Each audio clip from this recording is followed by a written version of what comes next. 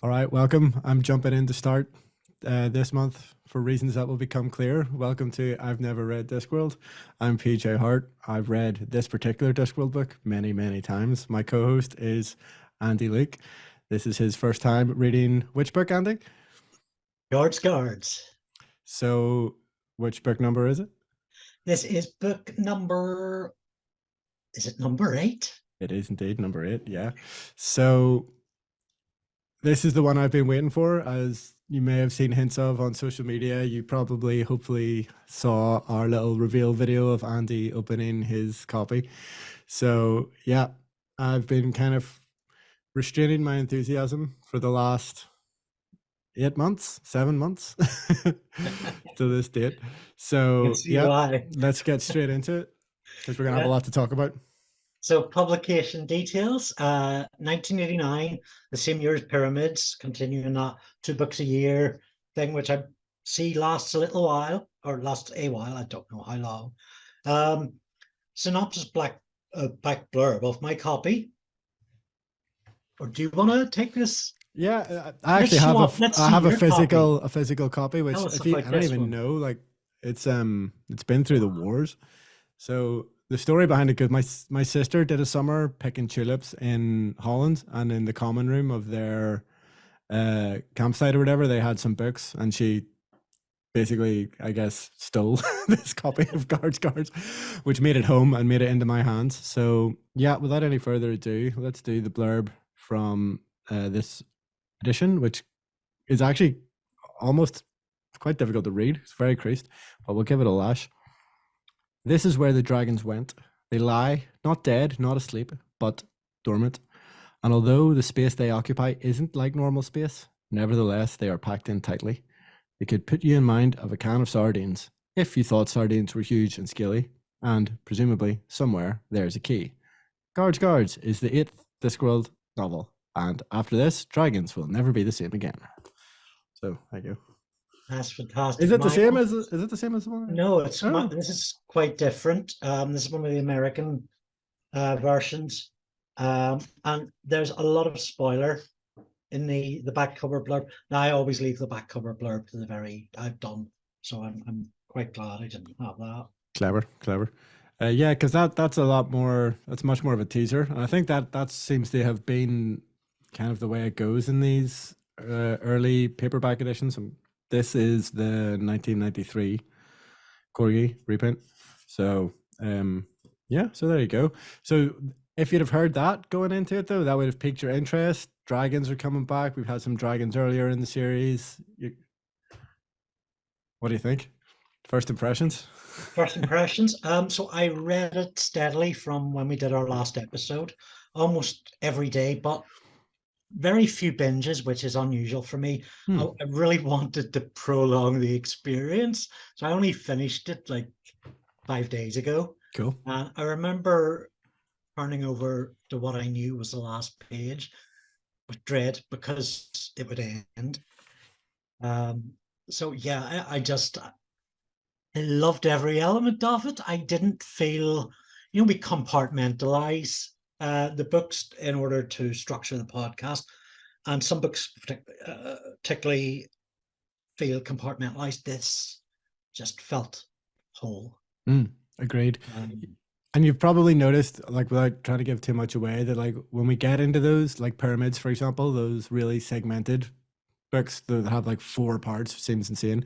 That always kind of throws me because when I'm thinking about Discworld, I'm usually thinking about these books that are like so tight and, like you say, so cohesive. So yeah, that idea that you can just pick it up. So like you're saying, you read it quite slowly and methodically. I've read it so many times. It's probably not just the Discworld book that I've read the most, which it is. It's probably one of the books of all books that I've read the most. So like, even though I tend to take my time reading books these days, just because like I've got 2 kids and I'm knackered all the time, I can just breeze through this just because like I know what's coming, and like it's just a joy every time. And I always find something new in it, and that. So yeah, and like you're saying, you had that dread of turning to the last page. I remember as soon as I finished this book, and as soon as I got back to school, I can't remember if I was in the school library or the public library, but trying to find Men at Arms, which is the next one in the Watch series. You're not going to have that luxury. You're going to just have to keep going in publication order, unfortunately. But yeah, I totally got that feeling of reaching the last page of this book with a sense of sorrow. Like I distinctly remember that from the first time I read it as well. So that's really cool. There's, I mean, there's so much in terms of the cop novel, the film noir. I mean, I think it really flows well with noir tropes. You've got the setup, you've got Carrot, the kid, Mm. you've got the discovery and the procedural of the swamp dragons. You've got the big MacGuffin, which is the off-screen king and his magic sword.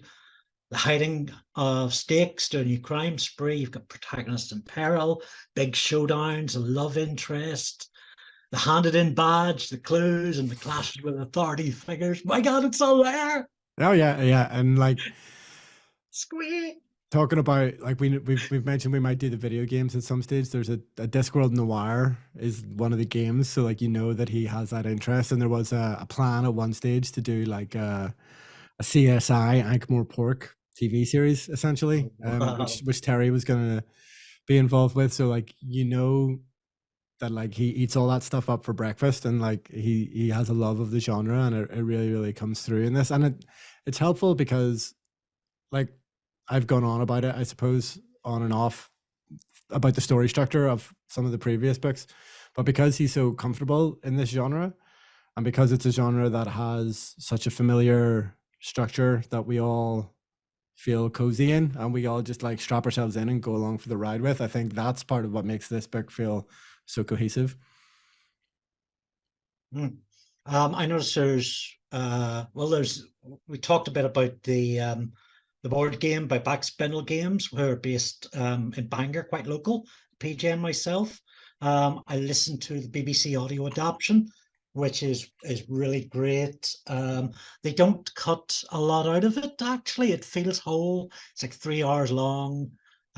Sheila Hancock does really well for most of the time as Lady Ramkin. Oh cool, yeah. Um, and I noticed there's the Watch TV adaptation. Have you seen this at all? I have, yeah. I've got big thoughts on it.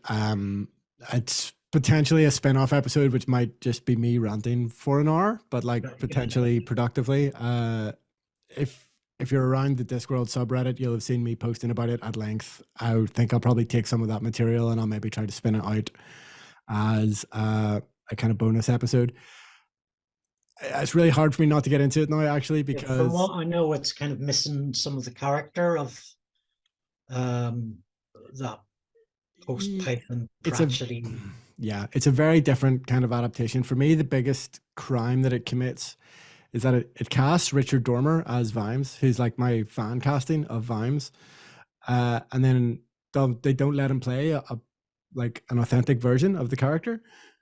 Like they have this weird Jack Sparrow version of Vimes, and then really most recently, like within the last few weeks, we've had a cop show come out on the BBC called Blue Lights, and Richard Dormer's in that playing a cop, and he's basically playing like a round world version of Vimes, like a real authentic version of Vimes in Blue Lights, and you're just like, that's what you could have had. You could have had that in an actual City Watch TV series, and you decided to do something else. And that's I have to stop myself now. If you want to hear more about that, I'll put it together and we'll release it down the line. But that's my biggest gripe. Having watched Blue Lights in the last few weeks, just gone, why? He's so perfect. He's so perfect as Vimes, and you didn't let him do it. But anyway, moving on. Let's get into the main content then. Shall we? So I've divided the story into 5 pieces. So one of 5, the Night Watch, in which the elucidated brethren plot. A thief is killed in odd circumstances, and the guild's head is arrested by newcomer Carrot. As Captain Vimes attempts to explain to Lupine wants, Dobby takes Carrot on orientation training. They stop at a dwarf's bar and then the Mended Drum, which is in breach of charges relating to opening hours, weaponry, public foregatherings, hygiene, and domesticated animals. And I say this every time, but like, well done as usual. And I'll usually say, "Oh, there's a lot going on there," but actually, like, as we've sort of alluded to already, this is like a lot more streamlined, this plot, I think.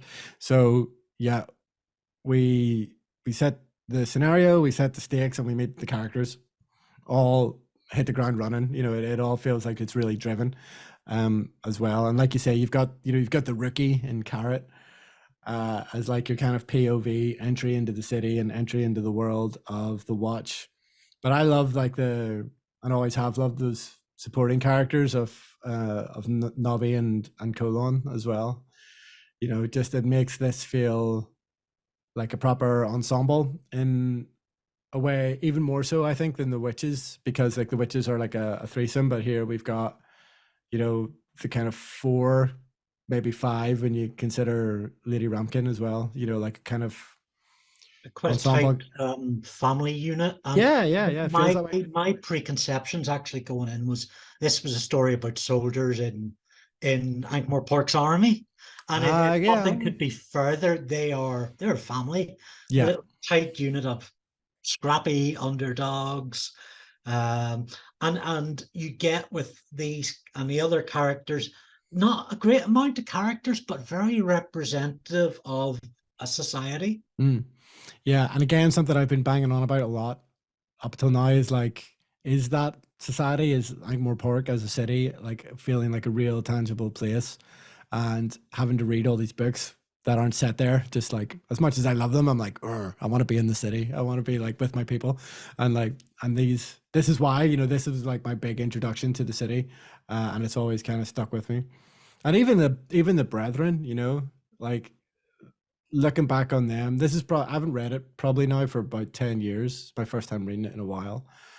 Having sort of progressed towards middle age in that time, and thinking about the brethren, and like, they're all obviously having a midlife crisis, aren't they?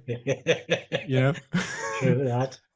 Like, so that's what I'm probably going to be off to do next week, is join some kind of secret cult or whatever. Yeah, I hard adore the Elucidated Brethren. Yeah. They take up far more pages than needed to explain their story, which is fantastic. It's very Python-esque and helped me identify that streak of style in this shared universe. Knows Yeah. a lot to Python, and Terry really builds from that foundational tone and surpasses them. It's more than the Python novels, yeah. That's very true, and the Elusive Brethren are a great introduction to Mm. this. So what kind of works, and I think it's interesting because we talked about it in Pyramids, where we had all these kind of asides almost with the kind of working class jelly babian characters, like It's still the, funny. I know, the pyramid builders and the embalmers, and like, as Terry was obviously interested in writing those characters, but we said at the time that we didn't feel that they were like affecting the A story all that much. So he's found a way to like write those kind of characters, but like fully immerse them in the plot, because they're the antagonists essentially, and they kick everything off. So the fact that you've got, one of them's a thief and one of them's grumbling about being kicked out of the greengrocer's shop, and they're just like normal people. And Yeah, those are the kind of people that he loves to write. it's very working class, and I'm quite glad we didn't start a rolled up cigarette count, because the amount of dog ends behind the ears in this book is off the charts. In retrospect, again, having not read this for about a decade and having like properly finally like quit smoking for good in that intervening decade, reading this, I was like, this is probably part of why I used to smoke rollies. This book, like, I have to blame Terry a little bit for that. So it's a good point. It's a really good point. Got into the characters. Sam Vimes, yeah, I love him too. I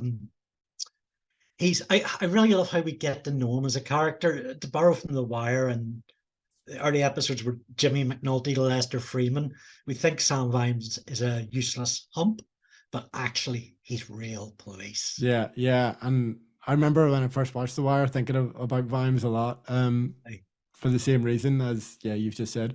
But like, I've such a soft spot, because like Vimes has kind of got his act together a little bit by the end of this book, hasn't he? But I've got such a soft spot for like the Act One drunk, the Jimmy McNulty at his lowest version of Vimes. Like he's definitely swinging from a bottle of Jameson's as far as I'm concerned.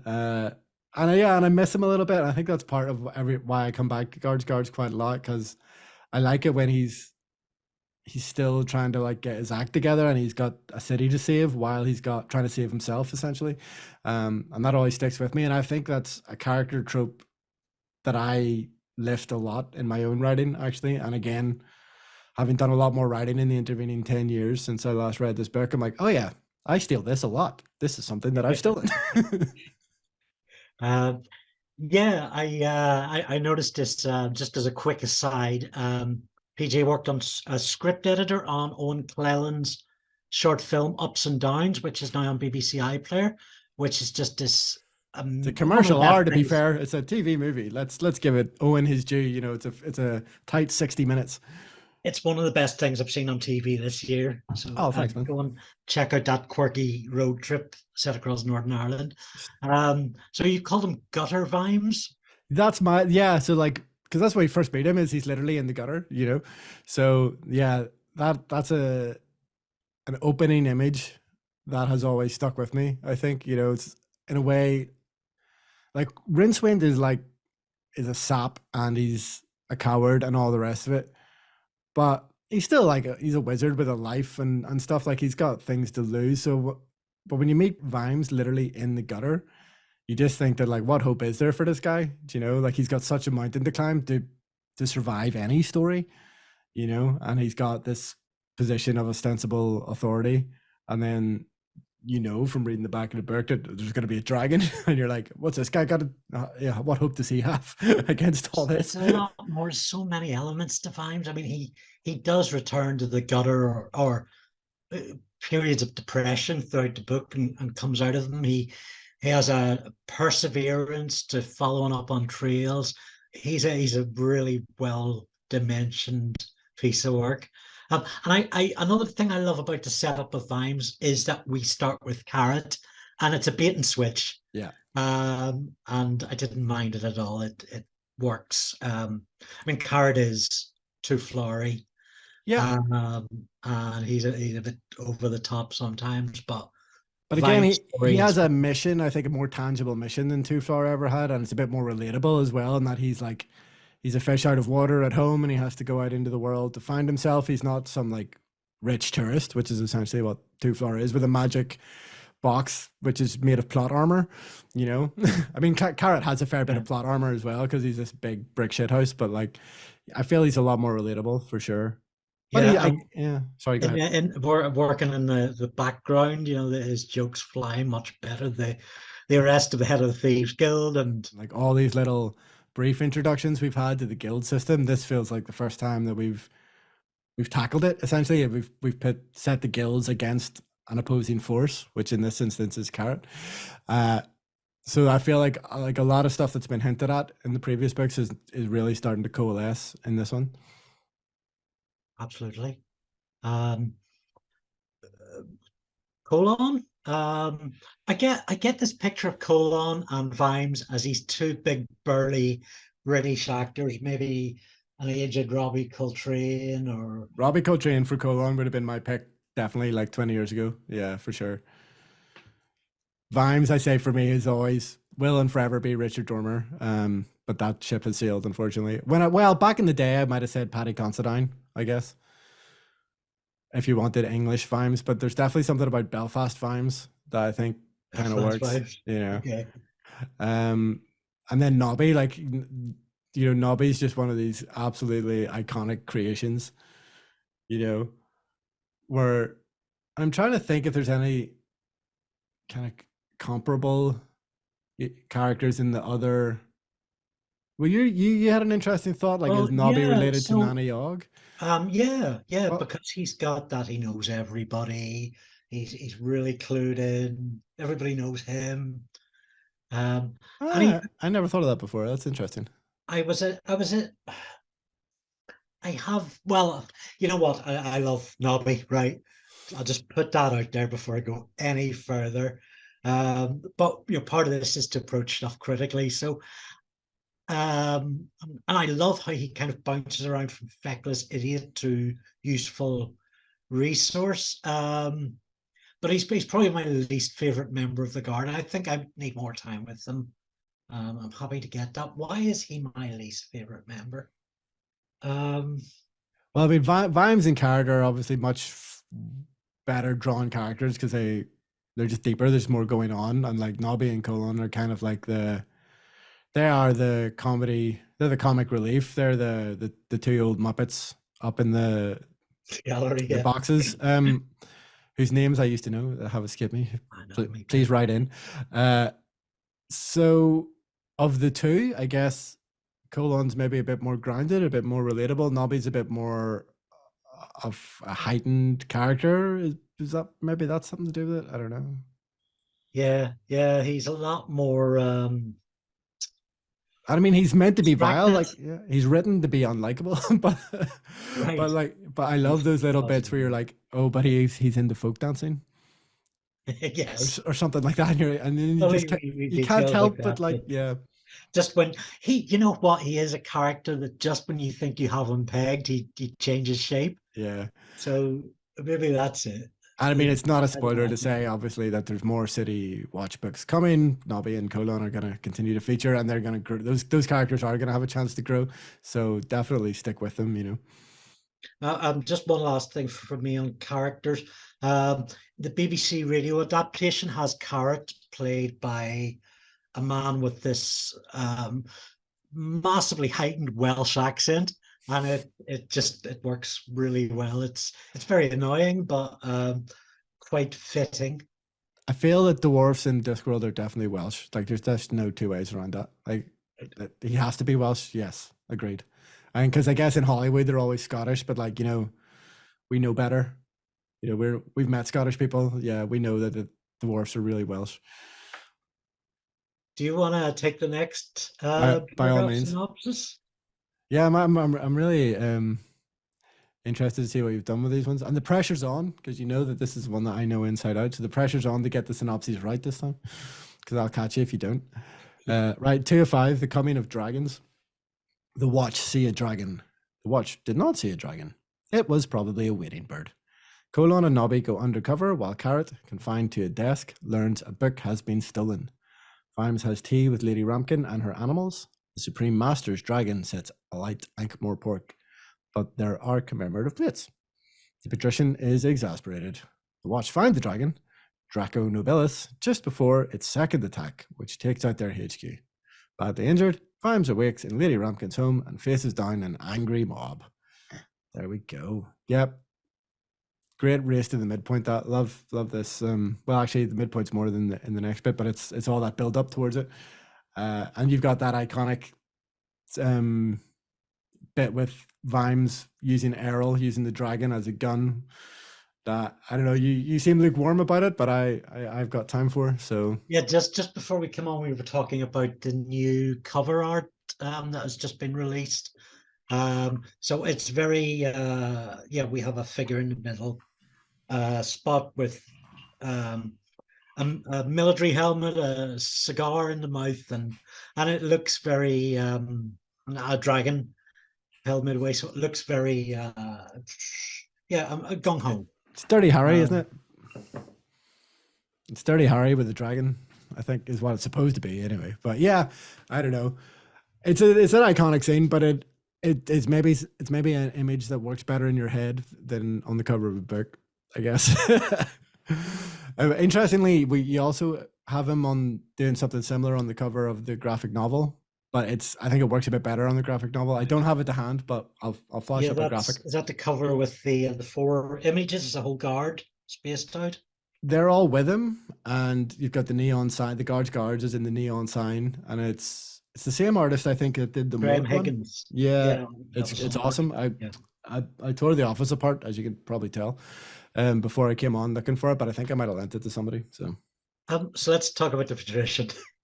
I see. And again, Wow. I've been chomping at the bit to talk Yeah, about the you position. so have, and Yeah. he is such a fascinating character. And I really have problems summing him up, and I guess that's part of the appeal of him, that he has these nefarious plans where he uh, puts factions against one another to come up with solutions, like turns people against himself to come up with solutions. Am I remembering this Yeah, correctly? yeah, absolutely. Yeah, there's a passing line that like most of the groups that were founded to overthrow the patrician were founded by the patrician, and it's got a bit of there's a 1984 vibe obviously going on there, and yeah, I think the way that he's presented, like he's plainly dressed and he's not interested in like all the trappings of power, of being a king or having a crown or anything like that. It does actually sort of maybe put you in mind of like Big Brother a little bit, Orwell's Big Brother, not Yeah. Channel 4's Big Brother. Uh, so yeah, so that was a line that I'd kind of forgotten actually, that because this book is the big intro. I know we've met him before, but this is like our proper time spent with a patrician for the first time in this book, isn't it? Yeah. He kind of reminded me a bit of Wilson Fisk, the Kingpin of Crime. I'm not in the Frank Miller Daredevil tone, but the other stuff that the Spider-Man authors in the 1980s were doing, Hmm. where he was that sort of guy with 101 schemes, but didn't want to throw his weight around, didn't want to draw attention to himself. He was content to be that sort of. Yeah, like a puppet What was master. his Yeah. cover story? He was a mineral exporter. That's a bit before my time. When you say, yeah, the pre Frank Miller stuff, the Frank Miller Daredevil probably would have been my intro into that kind of strand of Marvel stuff. So yeah, I can't help you there. But mineral exporter, yeah, sure, why not? That sounds sounds good an explanation as any. And so, I mean, when we saw the patrician briefly in Sorcery, um, yeah, Yeah, you yeah, yeah. were asking me 100 questions, and And you're like, I don't it know, I don't wasn't know. really enough. But yeah, he totally. This is where we get, as you said, proper time with them, and yeah, another hard adore. Yeah, good, good. Because then, and it makes me kind of wonder, like, when Terry was kind of thinking about how Ankh-Morpork functions as a society, because we have seen glimpses of it in Pyramids and in all the other books, and then we've even met Lord of Itinerary before, but like this feels like the complete picture. And I wonder, like, how much of this did he have in mind in terms of like, the patrician at the top, then the guilds, and like the guard off to one side, and like it feels like this vision of Ankh-Morpork society like leaps onto the page fully formed in this book. And I wonder It's how much like of that he planned, or you're did he? now reminding me of a property or land law lecture which I attended where the feudal structure was explained, and I can see parallels. Yeah, but that idea of like he describes himself, or maybe the narrator describes him as a tyrant, but like, I mean, that's factually accurate in terms of the definition, but he's not having people executed in the streets or like trying to, you know, He's a very untypical villain. I yeah, don't think I've seen any villainous character like him, honestly. and that's such an interesting question I think about Discworld, because like, is he a villain? Is he? Yeah, actually, yeah. Because all the trappings are there. Like, yes, like he literally describes himself, or he is literally described as a tyrant, but like he's not the antagonist of this book. He hasn't been the antagonist of any other book. I mean, I know he like briefly threatens Rincewind, I think, at the very start of The Color of Magic or whatever. But like, I mean, he hasn't been the antagonist of any story so far, but he is a tyrant. So there's definitely something fascinating about that. Um, Sybil Ramkin very much put me in mind of the witches type character, that senior lady. Yeah. Um, And yeah, yeah, we're starting to figure out, or maybe Terry's starting to figure out the sort of type of female characters that he's comfortable writing. I think, you know. So obviously we had a big smash hit, I think, with the witches, particularly with Granny and Nanny. And like you say, Sybil's kind of the upper class urban equivalent to some degree, I think. right. And she's an incredibly wealthy woman, but chooses to live in not incredibly wealthy accommodation. It's private. There's a bit of room, but no frills, dragon No, hunches, and that's about it. yeah, and like the obvious parallels there of your horsey woman, but she's a dragon woman, Yes. and there's a lot of comedy that gets kind of milked from that, and like that feels again like a step in the right direction in terms of like how a white man can write female characters and can write them in a way that has comedy, but in a way that's not like in any way exploitative or whatever, you know, because like this is her hobby and there's fun to be had from that rather than from like her appearance or whatever, like, you know. like Granny and Nanny. I mean, she's got a life all of her own Mhm. before Vimes is even on the scene. Yeah, exactly. Yeah. There's her own history there.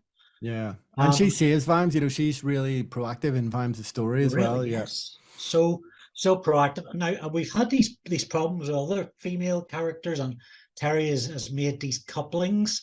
Um, but this is the first time this coupling feels kind of earned and feels natural Yeah, agreed. all the Yeah. way through. And well, we'll not get into it. There's spoilers to come there, obviously, but like let's just put a pin in that for now. I think how it works, how it I'm develops in this shipping book. them. I'm totally shipping. It's all right. I don't think you're going to be disappointed. Um, So where else are we at with this? Oh yeah, so the librarian is kind of like, Librarian's back. Yeah. yeah. How do we feel?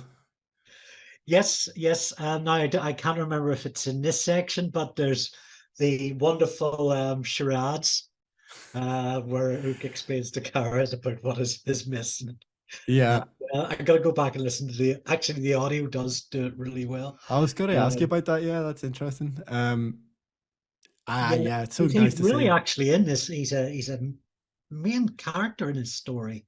Yeah, he's way more. Yeah, this is like a character that we've met on multiple occasions and was like active enough in sorcery, I guess. But like considering that this isn't a wizard's book, it's really interesting to have the librarian in this. And like reading this as a kid, so like if you cast your mind back, if you've been listening to like the Light Fantastic episodes where like, you know, it's just a graphic novel that I found in my school library and there's a page in that where the librarian is changed into an ape and that happens on the page.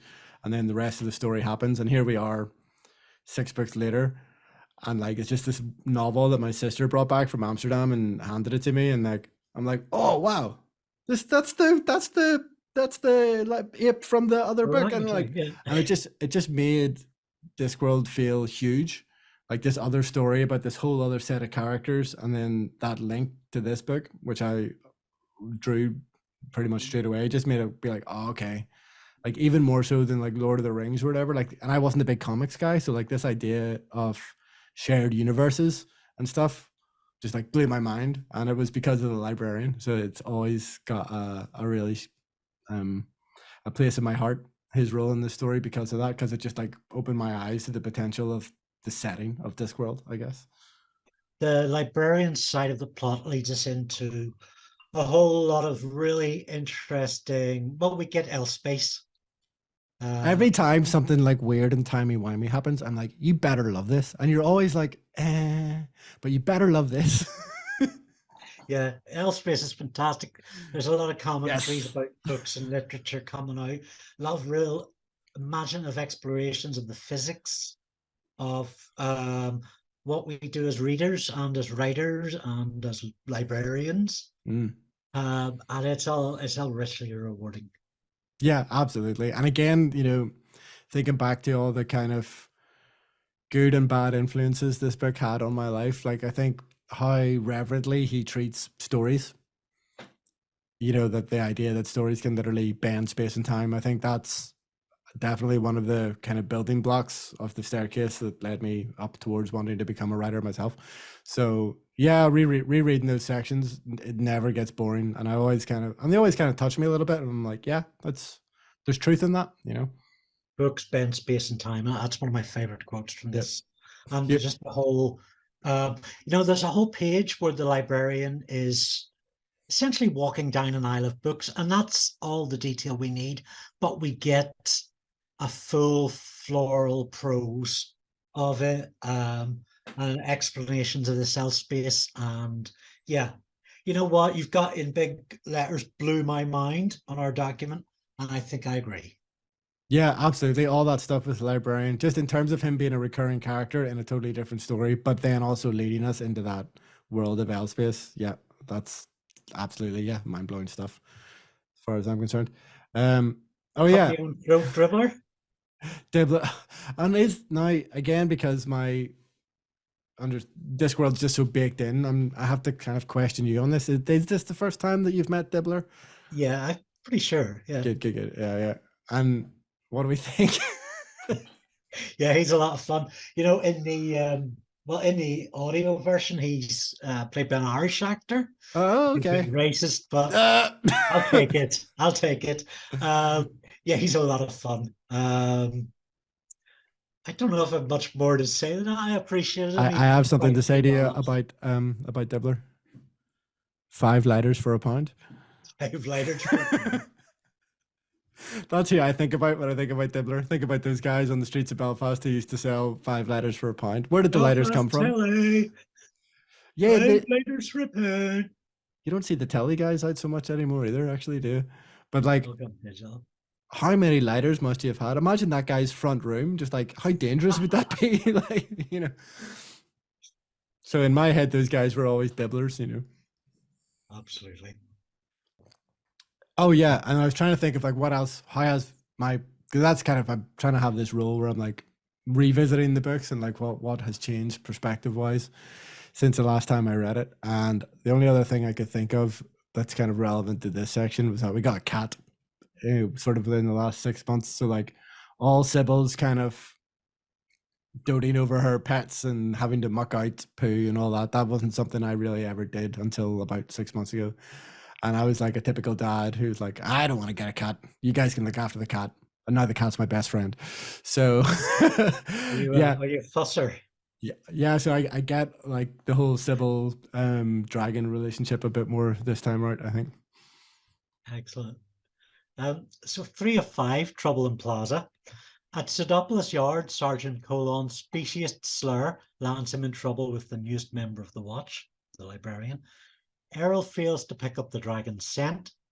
It is dealt with in the Plaza of Broken Moons by a ready-made heir to the throne. Unsatisfied, Vimes returns to the scene of the crime and has his suspicions confirmed as he and Lady Rampkin face off against a creature. Meanwhile, the librarian searches for his missing book, takes him into L-space. The elucidated brethren are snuffed out, and Brother Finger's pizza order goes badly. Very well done. Yeah. So the introduction of Errol is like your main note here. I've noticed. Because we've last time we saw him was like just kind of one of many dragons, but now he's the Watch's dragon. So I'm interested to like, is that where you thought that was going? That they were going to take on a pet dragon? Certainly not. Certainly not. Now, well, yeah, I'm talking to the man who will know. Was Errol the same dragon as the dragon with the very long name? Yeah. Right. Which I Can you remember that dragon's name? no, Bindlestone Feather? absolutely not. I should have put some sticky notes in the old book. But no, because I remember that. But I was, as I said, it had been a while since I read it, and that introduction, I was like, "But that's Fimes' dragon. That's not his name." And then they call him Errol, and you're like, "Oh yeah, that's his name." There's a kind of a cute Godzuki quality, which I Yeah, I love the idea of them taking him for walks and the scent. yeah. That's right. They try to use him as like a kind of sniffer hound for the Yeah, big dragon. exactly. Yeah, he's like part pet, part weapon. And yeah, the constant thing once they take him in that he just like eats literally everything. That's like one of those nice little recurring runners where he's like, Errol's eating a chair. Errol's eating a bag of coal. I love all those little bits. Like it's funny that he's like eating the furniture and he's eating a bag of coal, but actually that's all building to something that's plot Yeah, relevant. yeah. And it's a lovely part of the structure how stuff is just dripped in, and you don't necessarily see it coming. Yeah, and First again, time like reader, but this often. feels like a big step up from pyramids, like where that he was obviously experimenting with that with the withhold and release of plot of information, and like it just nails it so well. And like having the kind of the structure of a procedural of a kind of all the cop pastiche to fall back on helps, but yeah, the way that it's done even with Errol, like that's not, he hasn't lifted that from a police procedural, like that's all Terry, you know. So yeah, he's nailing it. What else is going on here? So the big beat is where we get there's Pseudopolis Yard, which kind of suggests that they're not going to be the scrappy underdogs for much long. But I like that they put this. Well, Pseudopolis is a great name, so I like that they've got this HQ as such, which Errol is frantically demolishing. Yeah. um, I And mean, the big beat is the face down between this sort of MacGuffin king yeah. and the dragon. I mean, should we mention that we're literally like this? We're recording this the day before an actual coronation of a king. Like, Yeah, yeah. Are you looking forward to the coronation? I'm looking forward to the dragon. And there's our banner quote. Um, so I love that we don't know the king's name. We don't get to see any of it. Yeah, It's that's completely awesome. immaterial to the story. Uh, there's in again bringing up the audio play. I must actually quite like this. Um, we do get to see a bit of the battle, and Oh, okay. it feels quite natural. It's a more realistic option for the radio drama to have Yeah, I often can on rubber see. face. Yeah, how that would help the flow. Yeah, I love the hard cut away from it in the book. Like, I just because I think yeah, the obvious things like we all because it's the trope that we're leaning into that fantasy trope of the king fighting the dragon. It's but because of what we know about the elucidated brethren and the supreme master, like we know it's a foregone conclusion. So like, why bother? Yeah. And then I think that makes it all the more meaningful whenever like actually the king ends up getting slagged by the dragon. You know? And you can really picture, I mean, because we have cut your own throat here, and so you can really visualize it to some extent, not Mhm. just because we have our own coronation coming, but the flags and all the paraphernalia and the sort of the city mood. And I think the people of Ankh-Morpork seem a bit more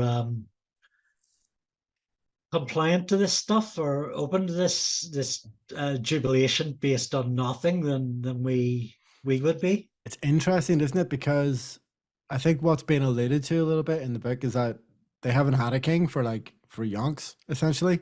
So like the idea of kings and royalty has passed into myth. So this idea that then that the myth can be resurrected, it's almost like I hesitate to get into it, but it's a bit like Make America Great Again, isn't it? Like this kind of ephemeral idea of this idealized past for them that's represented by the royalty. So Yeah, like, oh, visioned all this if we get a king again, Albion, everything's gonna be great, just like it used to be. Even though, Green Knight, and the Round Table. Do you remember those days, PJ? yeah, I mean, yeah, It's like five make or six. Camelot great again, yeah. um, But we've mentioned it before that Terry, I think, is quite clued into that kind of the realism of politics in a way, where like, and you see it. I don't think it's in this section. I think it's maybe in the next section where like it's definitely in the next section, but I'm going to talk about it now anyway, where the dragon becomes king and the like working class blokes are sitting around the table going like, oh yeah, well, you know, our king's gonna doff over the foreigners and like we're gonna be top dogs because our king is a dragon. And it just yes, all feels very kind of post Brexit. Like, you I know. think we should stand up saluting to the national anthem now. Oh, you got to say that we have to say the pledge. There's going to be a pledge. Remember, There'll be a we have to say the pledge, pledge. Yeah. right? We're PJ and I are both up for that. Uh, Like I'm remembering the time this was written, and it was maybe more than a few years off Charles and Diana getting married, so and that was a massive kind of oh event. yeah, I guess so. Yeah, so we're late 80s here. I guess it's a little bit before my time, but we're still in Thatcherism here for sure. Like we're pre John Major anyway, aren't we? Yeah. So yeah, yeah. Speaking The of speaking cynicism. of dragons, Yeah, yeah, exactly. The cynicism of the British establishment was probably at it hasn't been at its peak, that the peak that it was then until now, probably, like, you know. So it's an interesting one for sure. Yeah, talking about literal dragons, as you say. um, just picking up on we have Vimes return to the scene of the crime, and he's just one more thing, or he's something isn't quite right here. he's going back over the steps. He sniffing out what we already know. And that's, yeah, showing his true detective aspect. And it might be the next section where we get the explanation for um like how Vimes was born with more alcohol in his bloodstream than most people. Yeah. So, for him to be drinking at a level that's maybe equivalent to how most people, that reaches an equivalent of how most people actually are. It it yeah, this has just got no basis in our medicine, but it's an interesting little fantasy science thing that kind of makes him out to be a bigger character than on first sight. Yeah, absolutely. But there is also the real world equivalent, I guess, is yeah, that the kind of that the drunk detective who's like, doesn't play by the rules but gets results. And this is that's what Vimes is doing. He's going against orders to investigate, and then like he is literally gonna have his badge taken off him in the next bit, and it's like, yeah, the kind of the melding of the fantasy elements with the kind of the familiar police procedural elements, like it's second to none. It's so seamless. Yeah, yeah. Um, so the next section then, 4 or 5, A Tale of Two Kings. Vimes and Carrot get a less than fruitful audience with Lupin wants, while Colon and Nobby learn about the Brethren. Ankmore Pork celebrates the coronation, except for Vimes, who's told to hand in his badge. Errol grows increasingly hungry. The banished dragon returns as king, imposing taxes of gold and virgins and promising an ambitious foreign policy. Wants gets pwned, as does the watch when the new king deals with a heckler. The city burns yet again, prompting Vimes to confront Wants, and the dragon orders his people to bring him Lady Rampkin. That just escalated. That yeah, shit got pretty real there for sure. But what I've noticed, like I know in previous books, like we're at part 4 of this already. Usually we spend a lot longer picking apart the plot because like there's stuff to be picked apart, whereas this plot is so tight. Like the introduction of Lady Ramkin and her circumstances, like you don't think that it's obviously leading you to this place, but the fact that she ends up being the sacrifice in retrospect makes perfect sense. Um It's so hard to be critical when somebody does the job perfectly. Yeah, well, exactly. Yeah, when I write script reports, when I get a good script, the report is a lot shorter than when I get a problematic script. So yeah, that's where we're at, I think now, and it's awesome. And even once we haven't spoken about him really yet, but he's introduced really early doors, and he's enough of a presence throughout the book that the reveal that's coming up again feels perfectly natural, and it's unexpected, but all good twists, I think I've said this before, all good twists are unexpected but feel obvious in retrospect. And the groundwork that's done on Once the whole way throughout, even like, and in retrospect, like he Once is the guy that fires him, and you're like, obviously he's the bad guy, obviously. Isn't there somewhere in this section where Wants actually pins the blame on the patrician? Uh-huh. Yeah. So that kind of took me in, but yeah, there was something at the back of my head, like I didn't believe it really.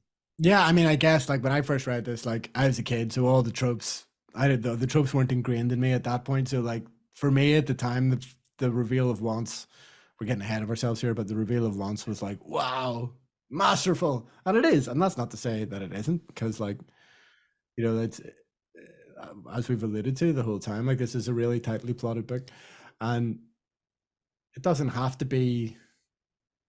I'm trying to think of a good example of like a really good twist, but it doesn't. It's not M Night Shyamalan territory. Like it's still a police procedural. Like it still has to fit, and like having Once as like this guy who's in a position of authority being the bad guy, like that all fits the tropes of that genre. Yeah. But it's not so sort of on the nose that um you th- I think it's not so I found it not so sort of on the nose that you were thinking about it while you were reading it. It's only sort of in retrospect. Oh yeah, yeah. Yeah, because because the Supreme Master is a character, and you go, right, well, that's the guy, that's the Supreme Master. You're not always thinking about revealing his identity. You're not, that's not necessarily the narrative drive of the story. The narrative drive of the story is we have to stop the city being burned down by a dragon. So yeah, it's really deft. Like, it's a really, considering the Pyramids was published in the same year, like it's such a big step up in terms of story structure for me between those And, two books. It's and insane. in that, as a sort of the watch sort of moved towards dealing with this new king problem, you've got like the four members, the librarian and Sybil, are all really proactive in following up on different aspects of it, having discussions about how to deal with it, uh, learning about the brethren, um, and that really impressed me how he's juggling.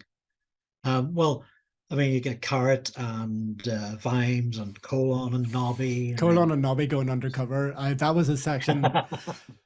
Like you always, like, as I say, it's a book I've read a lot, but like some sections you sort of forget about, and then when you read them, you're reminded, and it's like, that's such a great little character moment. I don't see how anybody could dislike Nobby after reading that bit. like, yeah. But then when they talk about going back to Colon's place with the beers Mm-hmm, mm-hmm. to do to do that research, um, yeah, I can um, really see like how, in fact, yeah, going back, it's probably been the first time I've gone back to this book with like my proper TV story development head on, and like obviously with the watch series having come out in the intervening years, there's been a lot of chat about what the original intention for that series was, and Terry wanted to be involved in it. Like, he was involved in the initial development of it, and what he wanted it to be was basically a police procedural, like CSI, Ankh-Morpork. And like going back and reading that again with all that stuff in mind, you're like, he would have been good at that. Like, he has all that stuff down. Like you said, all the disparate elements of the investigation that come together, for all these like big reveals that drive the plot. Like, he would have nailed that for sure. It was just bad timing ultimately, I think, that stopped it from happening. It's a shame. I want to talk about the dragon. So we last saw the dragon in the Color of Magic, or the dragons, Oh where they yeah, were yeah, of course, yeah.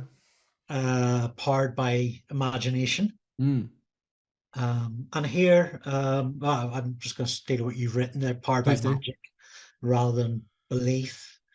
There's definitely a link between sort of imagination and magic, I think. Yeah, again, without wanting to give stuff away from future books, and I don't think that my recollection of this is exact anyway, so I don't think I can give too much away. But yeah, there does seem to be a bit of a distinction between the rules of belief and the rules of magic in Discworld. Like, magic seems to exist whether you believe in it or not. Like, the whole world is powered by magic to a degree, whereas if you believe in something hard enough in Discworld, you can make it real, which is kind of how the dragons were first presented to us in the Color of Magic. So maybe there's two ways to bring dragons about. Maybe if you believe in them hard enough, you'll get a dragon.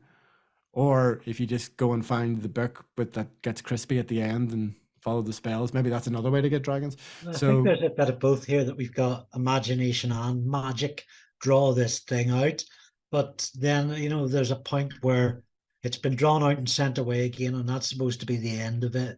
yeah. But because that flame has been evoked, it crawls through to the other side and snuffs out the people that have summoned it.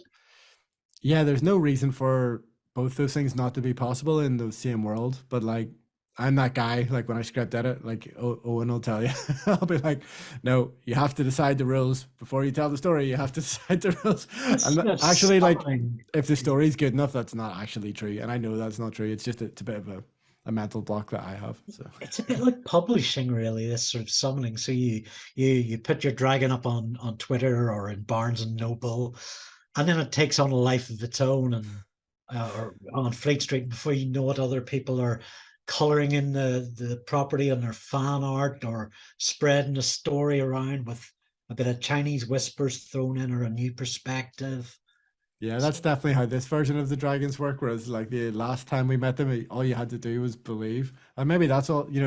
Maybe there's like there is a connection to be drawn in that metaphor because before you can do all that stuff, you have to believe in your story, Andy, don't you? I think that you're right that there is a bit of retconning because I mean in Color and Magic we had the dragons pretty much only could be imagined within a certain place on the disc, and when you got too far outside that, it kind of cut off now And somehow. to be fair, that place, the reason for that was because that place was like drenched in magic, I think. So actually, maybe he has kind of figured out a way to navigate through that. That makes sort of sense within his rules.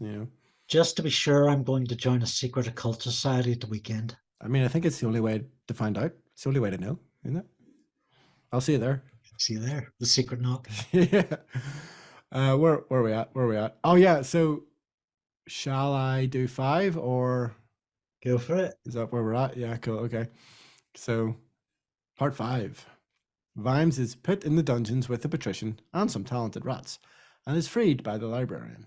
Sergeant Colon prepares the watch for a chancy last stand, which winds up with him covered in pond. Vimes and Lady Rumpkin face death at the hands of the king, and are spared by the intervention of Errol and his amazing aviation. Their battle is revealed as a courtship ritual, and before Carrot can arrest her, 2 dragons fly off into the sunset. Vimes arrests once, Supreme Grand Master, and Carrot throws the book at him. The law and ordinances of Whitemore Park. The patrician is reinstated, as is the watch's kettle and the dartboard. Yay! So the first thing comes to mind from this is the patrician in the dungeon. Yeah, love a dungeon. Like we've had some good dungeon scenes before this, but this again is kind of the one, isn't it? And this is not the first time we've seen the patrician in the dungeon. But Oh yeah, it does a really interesting job of retconning what we see in sorcery. yeah, that's true. This guy's in control down there. Yeah. So really in sorcery, he's not. Well, I think he changed shape, didn't he? He was a. Well, to be fair, they turned him into a lizard in sorcery, so there's only Okay, so much he could do. Yeah. yeah. But presumably a very comfortable lizard. One way to imagine, yeah. I love that he's got the the rats working for him, bringing him bottles of wine. He's got his good books. He's happy down there. In fact, it's a holiday for him. Yeah, totally. Like he's used to being like at the center of power and having so many responsibilities. Yeah, I love that. And like it's interesting how every time he does a dungeon scene, he finds something else to bring to it, and definitely having veterinary in the dungeon. Like this is the real making of the character that we're gonna see again in future books. I think it all comes from this sequence. And I think if we had like a favorite pages segment, the moment where he explains to Vimes that the locks, or he shows Vimes the locks are on the inside of the door, Yeah. is just splendid. Yeah, it's one of those when people talk about the character of the patrician, like never building a dungeon that you can't escape from is like one of those, or that you wouldn't be happy to stay in, or whatever it is one of those kind of things that comes back. I love one thing that always stuck with me from the very first time I read the book was the 1,000,001 chance. There's investment in that. Yeah. I feel like it's alluded to earlier because I remember like when we were reading one of the earlier books, I wish I should have made a note being like, yeah, that's there's the seed of the thought that leads to like the 1,000,001 chance on top of the watch house is definitely sown in an earlier book. I can't think just off the top of my head where. Maybe somebody will write in and tell us. But there's very much a spiritual sibling from You Bastard.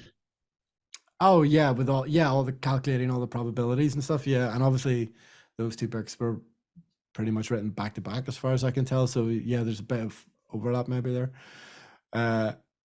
Yeah, I don't know why that just tickled me so much when I was a kid, like him making his chances worse so that they would be better to try to hit the dragon. Yeah. Hey, listen to me flipping out spiritual sibling like You Bastard, like I know what that means. I should be saying You Bastard to calculating donkey. Camel? Camel? Yeah, in case new listeners think I'm just like throwing curses at you. I mean, if they've come this far, they they know who You Bastard is. That's a great part of this journey. I can I feel like I can, I know some of this stuff. I know some of this stuff really well. Yeah, exactly. All the kind of the back referencing and stuff is making sense to you now a little bit, isn't it? You know, all you can't intertextuality is not the right word because it's all technically the same text, but there's yeah, because especially in this period, I think of Discworld where he is churning out like 2 books a year, there is a relationship between the ideas in those books. So yeah, the whole probability thing feels like part of that. And then what else? Yeah, so the virgin sacrifice. um, it's a funny sequence, and like it has to be. You have to put. She has yeah. Again with the police tropes and the procedural tropes and the kind of the noir stuff. The damsel has to be in distress at least once, I suppose. But the way that she approaches it and the way that she deals with it is what kind of makes it work, isn't it? Like her attitude towards it. Yeah, I quite like Lady Rankin. Sorry, Sybil. Are we on first name terms now? By part 5 of the book, we're definitely on first name terms for sure. And then the fact that it's Errol that comes to her rescue, sort of, the kind of Errol dragon relationship is just like I know we've talked about twists, but like I don't think anybody saw that coming.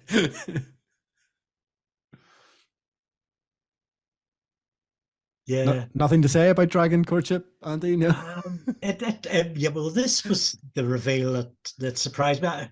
Um, I mean, Lupin once was okay, but this completely, I didn't notice until we were there.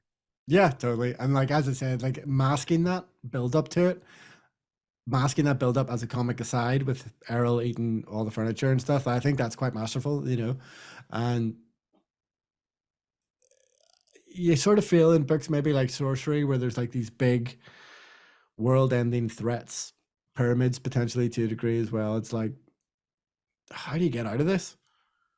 Whereas, so again, you've got a dragon in control of a city and it feels like big kind of stuff. You're like, well, how do we get out of this? And like bringing it back down to earth, making it about the comedy again, because this is funny. Like having like the baby dragon trying to court the Tolkien dragon is funny.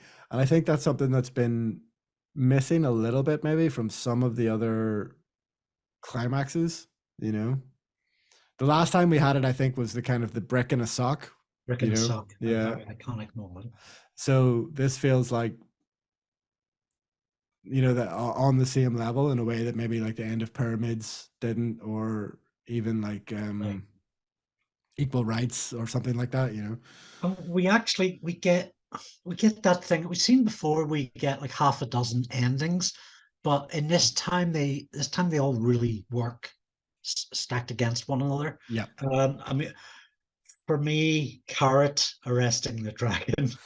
Yeah, but you knew that was coming from the Thieves Guild thing, like, didn't you? You knew that was I should have coming. known. Yeah. Yeah, we all wanted to see that happen, though. And then Vimes approving that. Yeah, and that's their Goes journeys, to Yeah, power. Yeah, I yeah, froze. and the reinstatement of that's obviously that's the kind of that's the spark for the reinstatement of the watch, and it's more really like the spark for actually Vimes being kind of the right person to do that. That he is now capable of working with Carrot and how he uses the resources under his command.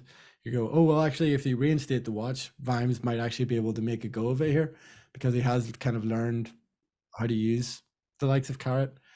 Like, yes, point them at a dragon and see what happens, kind of thing. Yeah, and I guess Nobby is a good example of that. He is a great resource at times. Indeed, yeah, So yeah. once Vimes has been on this trip before. Yeah, he can be carefully deployed. And I remember when we were doing Pyramids and I was kind of talking about the soldier characters, the two sergeants who are like looking across the border at each other, and you're thinking, well, he's obviously getting some ideas for Colon there because he's writing these books essentially back to back, and you got so yeah, all the pieces of actually like a functioning police force are starting to be there by the end of the book, and all it needs is Vimes to kind of not be drunk and to be the Vimes that we've seen solving this case. We need him to go on, and is, you know, Sybil's going to be the person maybe that's going to help him keep him on the rails to do that, you know. So it's really, yeah, for like what I guess in retrospect seems obvious to be like the start of a series. Like, do you know what I mean? Like this, the ending, even though it's a really satisfying ending, feels like it's setting up the future for these characters. Like we know pretty, I think we definitely know at the end of this book we're going to meet these guys again, right? Yeah. Yeah. Or maybe we're just hoping. Maybe that's just wishful thinking. But like, I do feel like he's setting up a precinct, which like a literal precinct, but also like a precinct as we describe it in television. That like you've got a bunch of characters who there's an almost infinite amount of stories we could tell with, you know. Yeah, I'm very excited that we get more guard. Vimes in particular is somebody that I want to see probably in many more books than we'll actually get. Nah, there's fucking loads. Spoilers, but there's loads. Uh, we get the action climax as well, where Once gets a book thrown at him. Don't beat that. Um, Always reminds me of The Simpsons, of McBain, where he shoots the book. Buy book. and the patrician, who might just as well sack the lot of them. There's kind of an element of don't know, Yeah. and Vimes certainly feels that way. And where they're bartering for their wage increases. Oh yeah, yeah. Lots of fun. Because you might as well, I guess, you know. When you're in those kind of, yeah, when you're staring down the patrician, it's kind of all or nothing, I guess, isn't it?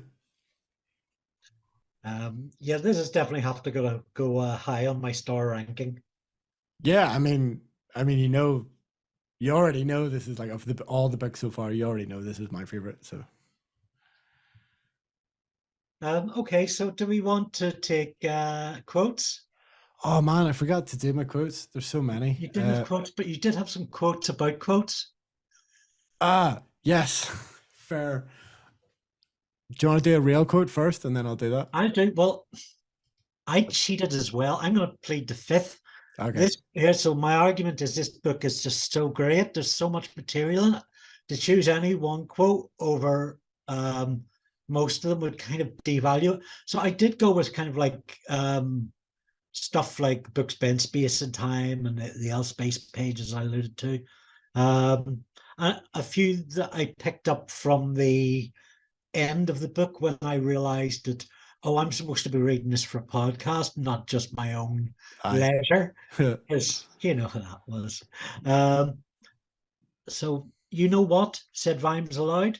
This is going to be the world's first democratically killed dragon. One man, one stab. Yeah. And it's not that, said Colon, it's Carrot. He's arrested the dragon. So I'm for my quote, I choose a whole book. And that's a huge cop out for sure, but one that I can get behind. Present your case. Annoyingly, I'm desperately trying to crib a quote from Chris Jones's brilliant quote website, and Well, you have a Tumblr quote up. yeah, Do you want me to read that? No, I'll come to that in a second for sure. But yeah, the million and one chance, that million, you know, for something to happen, it has to be a million and one chance. I don't have the exact quote for that in front of me, but that's, as I say, that's something that stuck with me. But yes, good idea. Listeners, why not let us know your favorite quote? Yeah, do our work for us. For every quote you send us on Twitter, we'll retweet it. Done. That's a done deal right there. I'll Yes, probably agree with you. Oh, absolutely. I mean, this book is infinitely quotable for sure. So yeah, just to throw a spanner in that, to contradict myself, I wanted to draw Andy's attention to a quote that's not from the book, but it's this Tumblr post that you'll see being reblogged all around the internet. That I probably first saw a couple of years ago, and it just really clicked.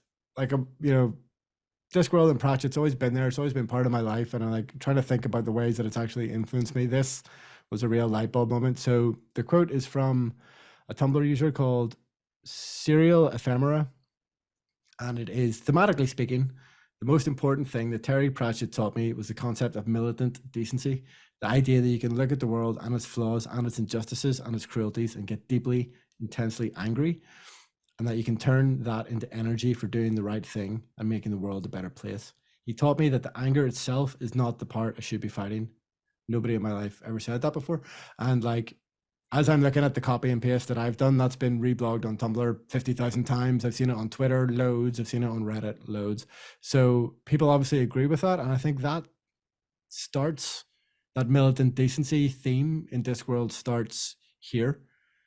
Well, it maybe starts a little bit in the finale of Sorcery, because we both agreed then that like seeing Rincewind do the right thing in the face of like fucking, you know, tentacle demons or whatever, that struck a chord with both of us. But like this whole book is dedicated to it in a way that no other Discworld book has been.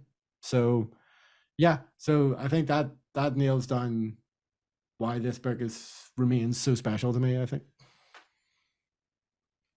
Yeah, I mean, at the time this was written, we had the miners' strikes and poll tax riots and an awful lot of police brutality in the UK.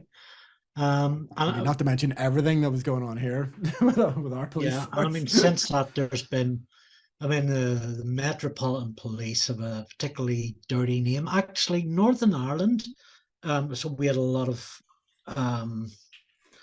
real ugly stuff from the RUC during the Troubles. They also had targets on their backs. But like I think that kind of late 80s, early 90s would have been around the time like the REC collusion was kind of starting to really come to light in the press as well. So yeah, it's interesting that like, yeah, between the kind of strike suppression in Britain and like everything that was going on here, like to have these kind of obviously the opinions that Terry has, but to like wrap them up in a character that is a cop is an interesting choice, actually, isn't it? You know. I have been attending lectures in sentencing and punishment and restorative justice, and actually, the new police service of Northern Ireland is actually one of the world's more progressive examples in a post-conflict society of things like restorative justice, of community policing.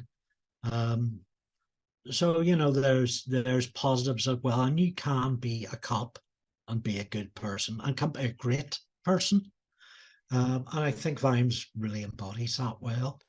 Yeah, I think for me, the fact that this is like Vimes exists as a cop in a fantasy world, and there's like like he just fought a dragon and all that kind of stuff, and like this is where we first meet him.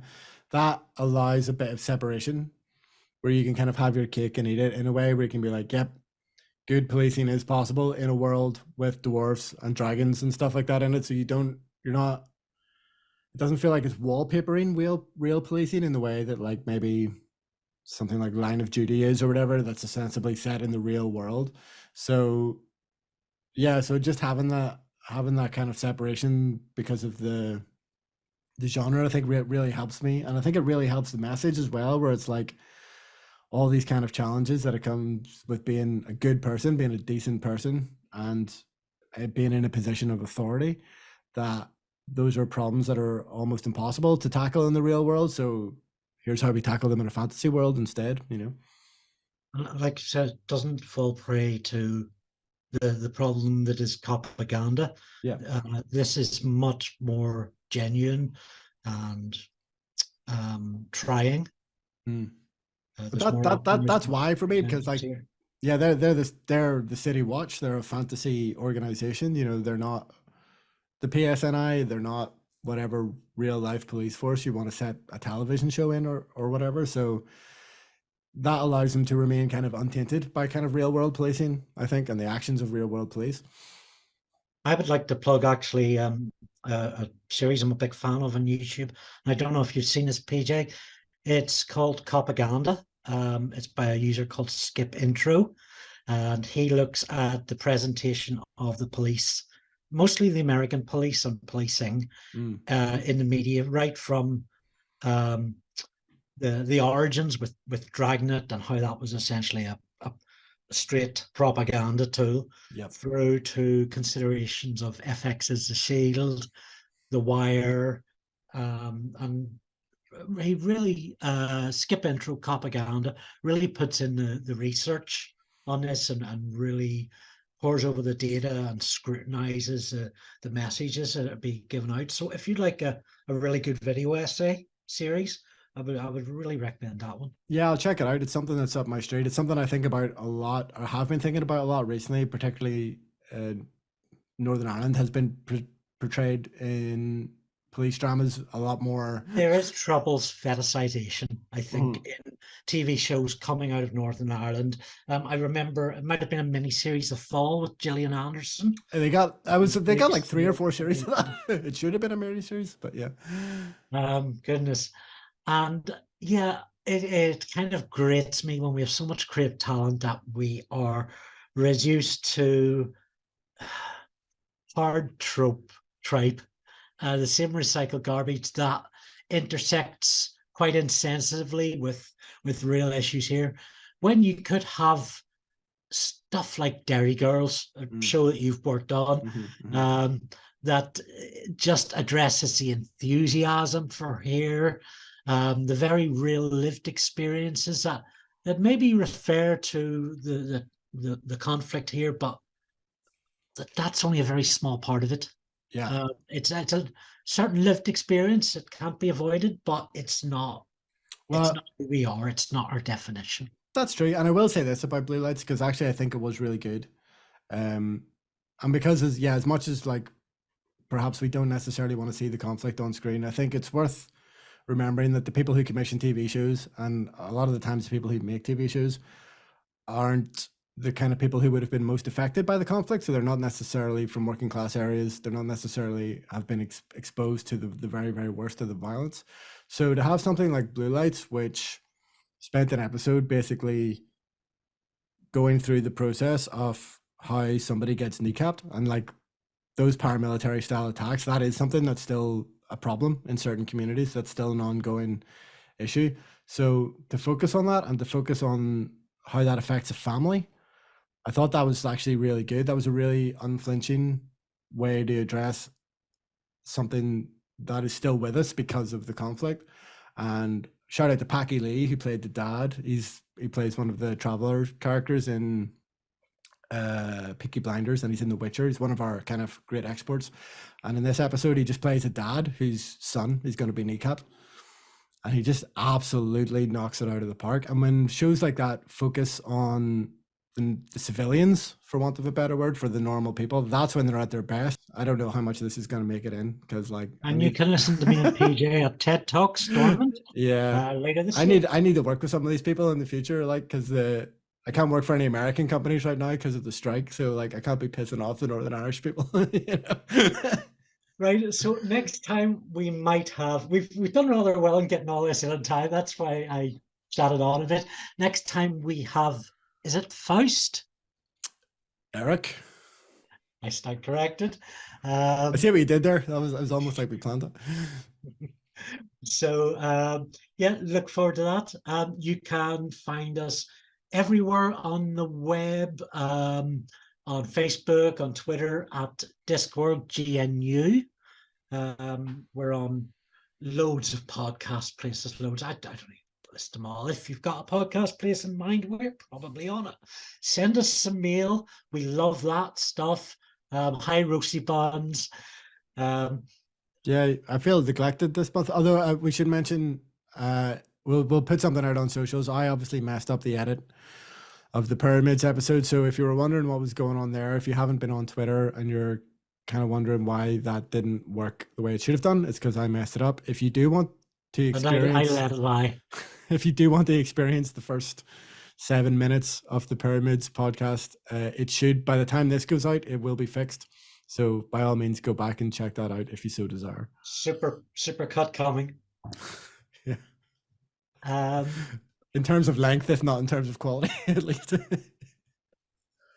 So find us back here this time next month, and reach out to us on Twitter at Discord GNU. I'm there as at Andrew Luke. I'm there as at PJ Hart 86. Fantastic. Have I ever read Discworld? Woo! But now you get it, right? This is the one. Now you've read Guards. This is it. Like it's all unlocked, right? I feel attuned. Yeah, it's all up. Well, it's mostly uphill from here as well, if you can imagine that. I'm so excited. Wow. So, yep, next month back to Rincewind. How you feel about that? Oh, is it? Oh shit! Interesting. Spoiler. Is that really a spoiler? Like I did not know. I'm so impressed with how dedicated Andy is to staying spoiler free. Like it makes it hard for me to talk sometimes. So I'll say no more. Right, off you go. Go read that book. I'll see you in a few weeks. See you in a few weeks. Bye everyone. Bye.